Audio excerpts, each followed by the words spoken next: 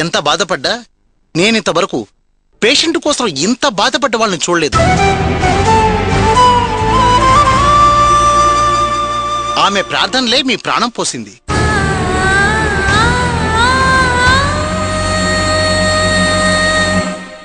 ఏమ్మా, నీ మనసు ఇప్పుడు కుదురుపడిందా?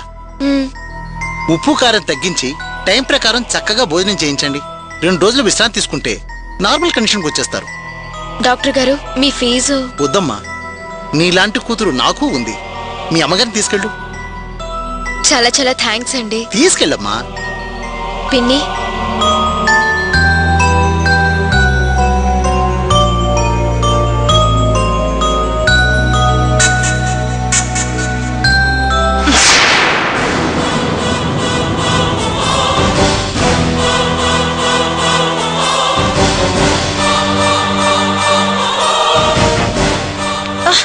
పిన్ని జాగ్రత్త.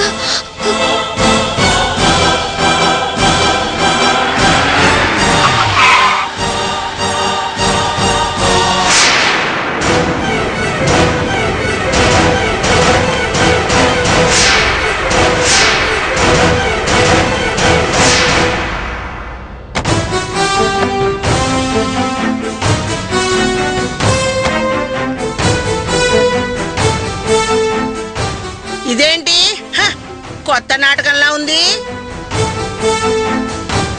ఆ రోజు హాస్పిటల్లో దీని గురించి అనరాని మాటలు చాలా చాలా అన్నావు. అలాంటిది ఇప్పుడేంటి భుజం మీద చేయి వేసి దాని మీద ఆధారపడినట్టు అడుగులేస్తున్నావు? అంటే ఆ రోజు ఇదంటే గిట్టనట్టు వాగిందంతా అబద్ధం అన్నమాట. మా తమ్ముడి దగ్గర డబ్బు గుంజడానికి మొత్తం కుటుంబం అంతా ఏకమై మా కళ్ళలో కారం కొట్టి దొంగ నాటకాలు ఆడారన్నమాట. ఇది వాడిని కడిగట్టుతో కట్టిపడేసిందన్నమాట. ఇంత దుర్మార్గం చేసిన మీరు ఏం బాగుపడతారే? సర్వనాశనం అయిపోతారే. ఎంత క్లాస్ గా దోచుకున్నారే? మీరు దోచుకోవడానికి నా ఇల్లే దొరికిందా? బయటపడిపోయింది మీ బుద్ధి అంతా, బయటపడిపోయింది. ఇంకా వదలనే, మిమ్మల్ని ఊరికనే వదలను. మీరు చేసిన మోసానికి అంతకంత అనుభవించేటట్టు చేస్తా. ఇంకా మీ కుటుంబం ఎలా ప్రశాంతంగా ఉంటుందో నేను చూస్తానే. ముప్పు తిప్పలు పెట్టి 3 చెరువులు నీళ్లు తాగిస్తానే. నా కాళ్ళు పట్టించుకుంటానే. బాగుపడరు మీరు, అస్సలు బాగుపడరు. మీరు సర్వనాశనం అయిపోతారు. అమ్మా, త్వరగా రండి, డాక్టర్ గారు బయటకు వెళ్ళాలంట.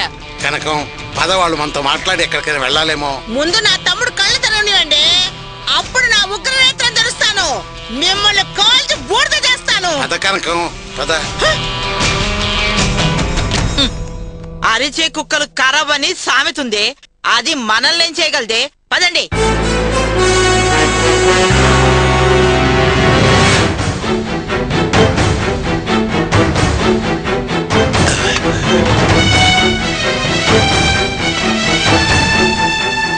సుబ్రహ్మణ్యం ఆ శ్రావణిని లవ్ చేస్తున్నాడా?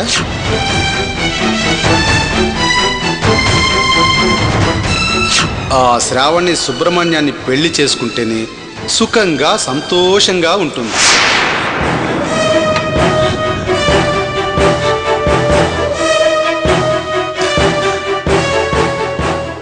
నువ్వు సుబ్రహ్మణ్యం ఫ్రెండువు కాబట్టి వాళ్ళిద్దరిని కలిపే ఏర్పాటు చేయి.